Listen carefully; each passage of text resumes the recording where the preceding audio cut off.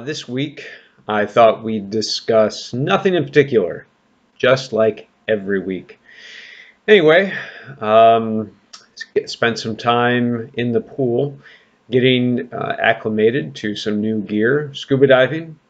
Got certified a couple years ago, but needed to refresh the skills because we haven't been since not having gear or convenient ways to rent and go do it on our own. So that was yesterday. Long day, but everything seems to be in order, so there's that. What else? Still excited about fantasy football. I've had a preseason game here or there on, not paying attention, of course, because it is incredibly boring, at least to me. I'm not into betting, and preseason doesn't really mean anything for watching backups and everything else. I don't have the time personally to analyze all these players and come up with a more informed opinion than the people that I listen to who share their informed opinions. Or not informed in case of some of the mediocre advice that I hear now and then. They seem kind of superficial in their analysis a lot of times, not all the time, but enough that, frankly, I think it could be detrimental to listen to that sort of advice if you have better sources available, certainly. I want to see people that are either data-driven or that are watching game film and studying it and analyzing it and coming to their conclusions and their opinions that way, or have more than, crutch numbers to back them up for whatever case they happen to want to make because of a personal bias. So, whatevs.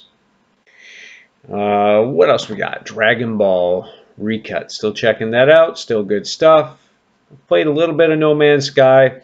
I'm not finding it as entertaining as I did. It, without an easy direction. I haven't got to the freighter stuff yet, but just I got an exosuit upgrade this morning by spending the time getting those resources, wandering around, and the discovery aspect of the game is fantastic, but the survival crafting part of it is not.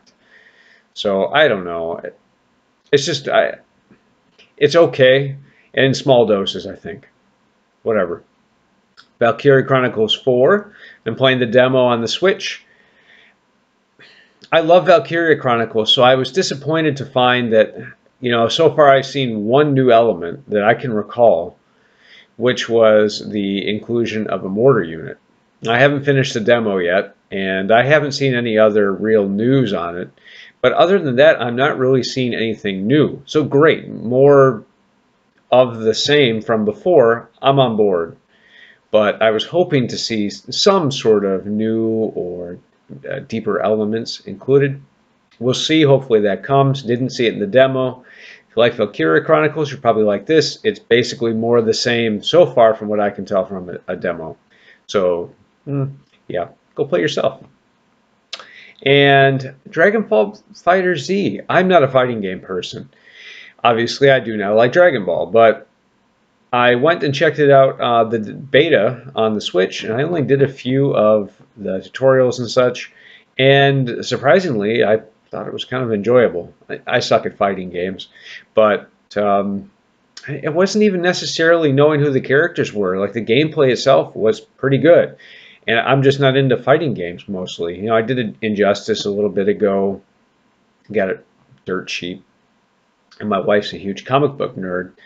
And I enjoyed that, but, small spats. Again, I didn't play Dragon Ball FighterZ very long, so there's that too, but I don't know, it was pretty entertaining. So I can't imagine that I'm going to purchase the game at any kind of a price that approaches anything I'll find it for in the next year or two, short of a Black Friday or some such deal. But hey, check it out. If you like fighting games, you probably already know it, and you don't need me to tell you that. Or if you like Dragon Ball, you might enjoy it if you have even a passing interest in fighting games. So, worth a look. Yeah, I don't think I have much else to chat about this week. Not feeling any much in the way of silliness. Oh, I did forget to mention that Phillip Mucin thing from Nintendo Voice Chat. I was never a fan of his personally, and it certainly literally sounds like he plagiarized, was it Boomstick, I think, Has more followers than I do. No one watches my stuff. So I'm not disrespecting him. I just didn't remember his name. His channel, not cool, man. Not cool. I listen to IGN. I enjoy a few of the personalities.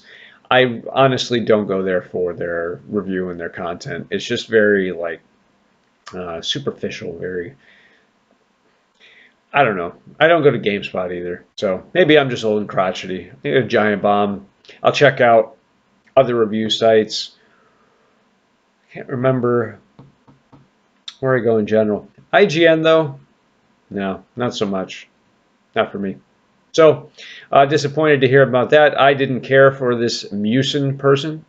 My understanding was he was just a YouTube personality and didn't actually have any real editorial experience. And it sounds like he stole a lot of his stuff for his YouTube channel from other people on YouTube. So it's not a real surprise he continued to do it now working for IGN. And I guess thought he could get away with it. Don't know. But not cool. Lame. Didn't like him anyway. So not sad to see him go. But, you know, I don't like to see bad things for people. But if you're going to conduct yourself in a fashion that's unprofessional and, you know, theft, then not going to miss you, man. All right, we'll talk to